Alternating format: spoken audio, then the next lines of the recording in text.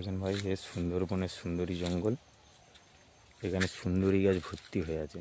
এই যে গাছগুলো দেখছেন না ভাই, সব সুন্দরী গাছ। এই সুন্দরী গাছগুলো দেখতে কত সুন্দর লাগছে দেখো।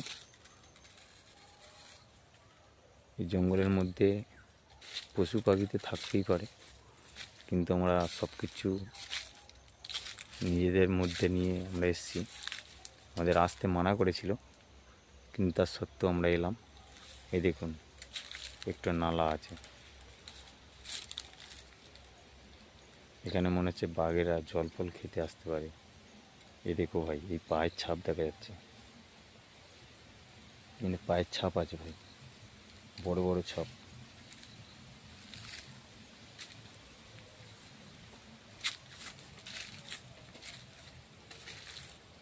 কি সুন্দর মনোরম জায়গা দেখো।